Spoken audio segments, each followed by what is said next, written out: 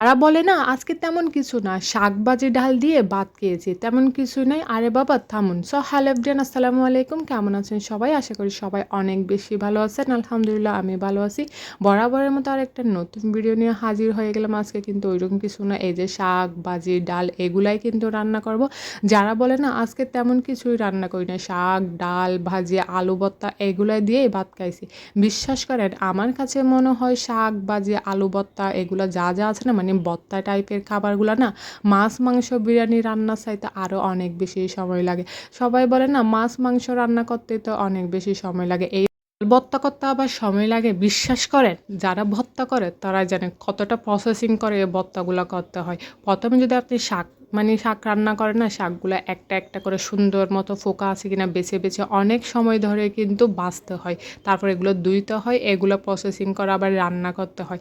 এই যে শাক বাছার টাইমে না আপনি বিশ্বাস করেন মাছ অথবা মাংস যে কোনো একটা কিছু রান্না করে ফেলতে পারবেন।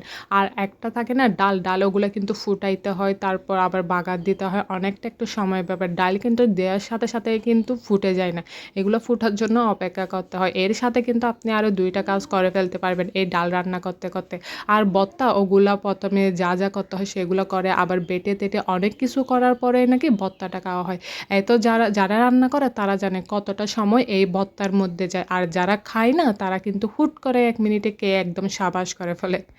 আমি কিন্তু শাক বেছে বেছে কিন্তু ডালটাও ফুটিয়ে নিয়েছি। এখন ডালে কিন্তু আমি বাগার দিব, যেখানে আমি রসুন এবং পেঁয়াজ কুচিয়ে দিয়েছি। এরকম করে দিলে কিন্তু আমার অনেক বেশি ভালো লাগে ওই ফ্লেভারটা আর কি। একই কড়াইয়ে আমি ওই শাকগুলোও রান্না করে নেব, যেটার জন্য প্রথমে আমি সরিষার তেল ভালো মতো গরম করে নেব। সরিষার তেল যদি আমি ভালো মতো গরম না করি না, আমার মনে হয় একটু কাঁচা কাঁচা, মানে সরিষার তেলের যে গন্ধটা থাকে ওটা থেকে যায় আর কি। তো ওটা ভালো মতো গরম করার পর আমি রসুন কুচি এবং পেঁয়াজ কুচি দিয়ে দিয়েছি আর একটু নেড়ে ছেড়ে দিব। এরপরে কিন্তু আমি প্রথমে অনেকেই রান্না করে সবগুলো একসাথে দিয়ে ওভাবে শাক রান্না করা, আমি কিন্তু এভাবে রান্না করলে আমার ভালো লাগে আর কি, এটা আমার পার্সোনাল। প্রথমে পেঁয়াজ মরিচ এগুলো একটু রসুন ভালো মতো কষিয়ে একটু হলুদের গুঁড়া আর একটু ধনিয়া গুঁড়া দিব। তারপর আলু দিয়ে যদি ওই মিষ্টি কুমড়া শাকটা রান্না করা হয় না, আমার কাছে মনে হয় এটা একটা বেস্ট শাক, মানে অন্যান্য শাকের চাইতে আর কি।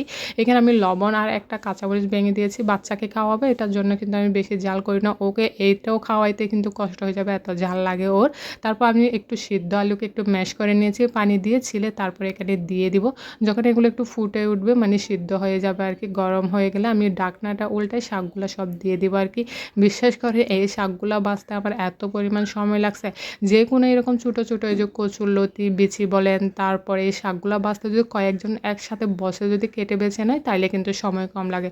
যদি একজন মানুষ হয় না সব কাজ করে, এইসব কাজ করতে কিন্তু আরও অনেক বেশি সময় লাগে।